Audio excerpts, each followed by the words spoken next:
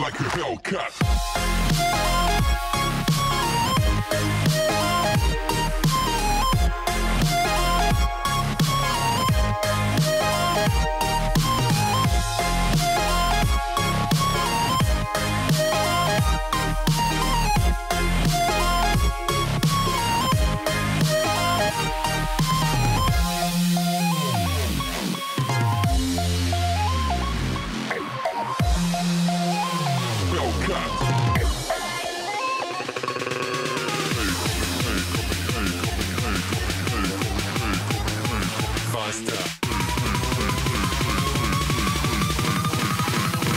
Like a Hellcat.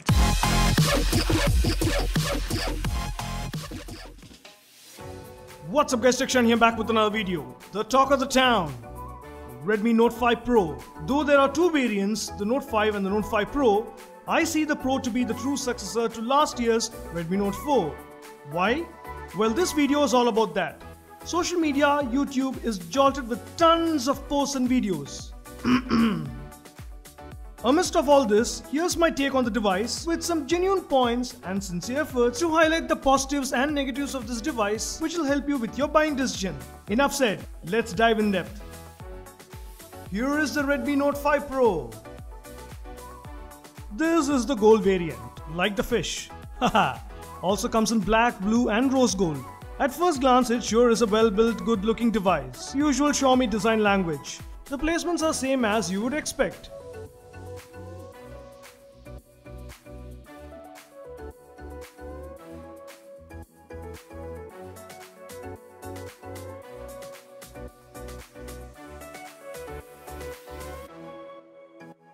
The device supports VoLTE and call quality was good.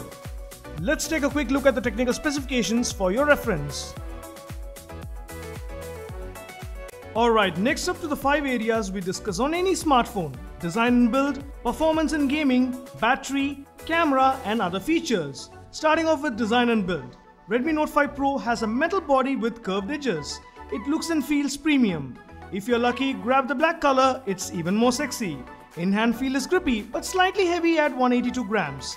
The camera bump at the back, yes, I have to admit, looks exactly like iPhone X. It has the dual cameras comfortably placed in it. Keeping that resemblance aside, overall this is a good looking, well-built device in this range. Nothing major to crib on build.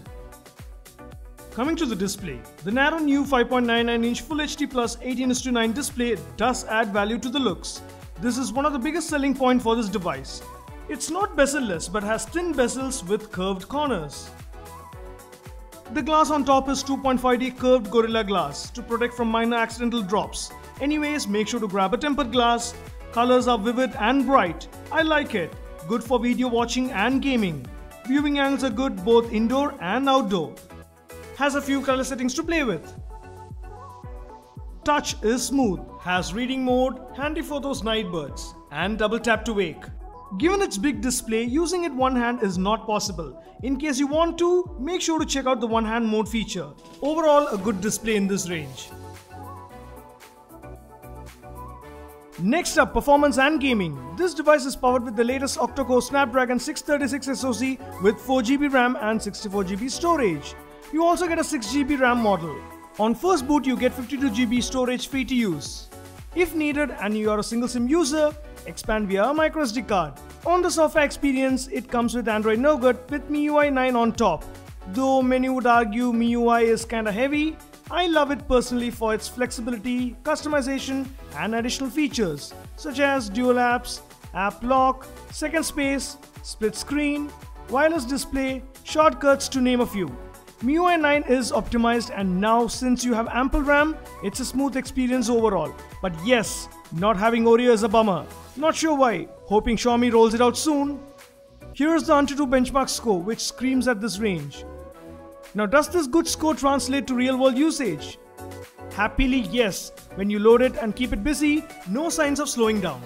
Multitasking becomes a cakewalk. I had no problem with everyday tasks. On the other hand, gaming was exceptionally good. I pushed it quite hard with graphic intensive games like Asphalt 8,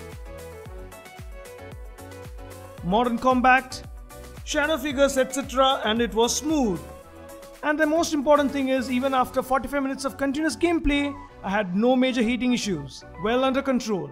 So the packed-in hardware takes care of most of your needs. Will you need 6GB RAM? Well, why not if you can afford it? Haha. Jokes apart, only consider it if you plan to use your device heavily by loading a lot of apps and multitask a lot. Alright, moving on to battery.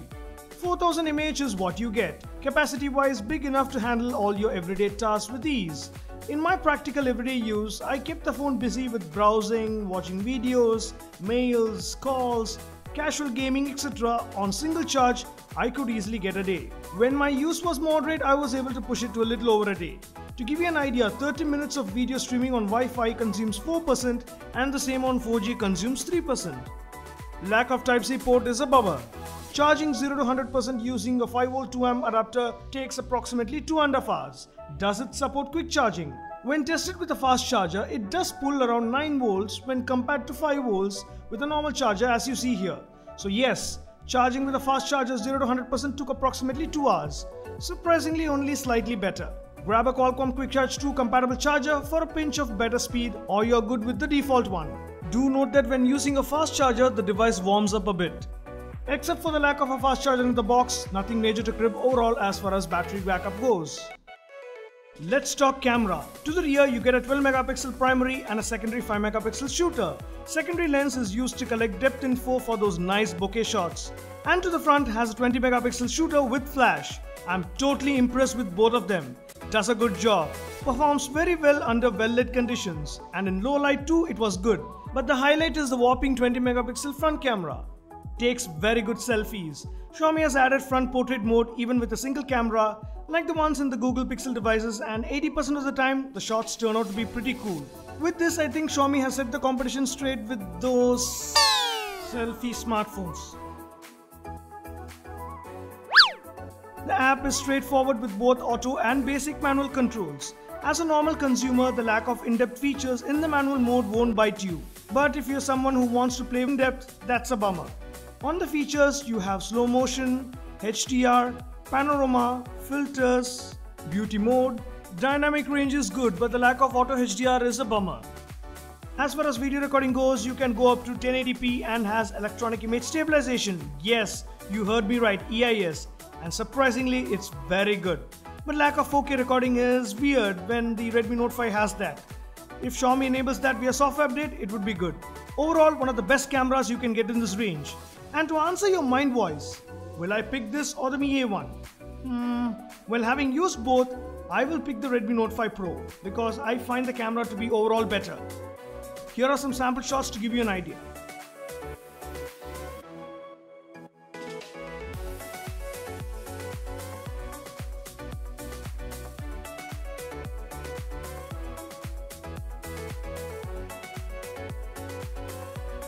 Currently recording this using the front-facing camera of the Redmi Note 5 Pro, and the audio that you're hearing is also through that. So you get a pretty good idea.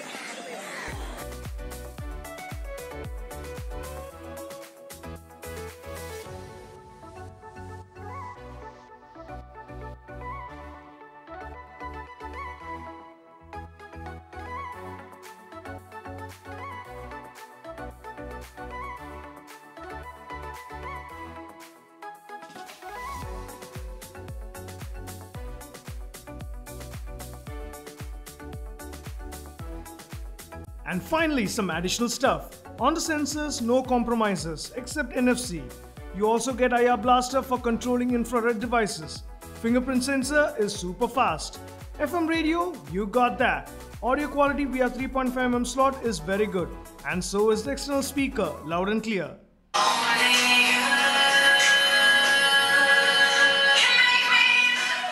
With this, we have come to the end. Will I recommend the Redmi Note 5 Pro?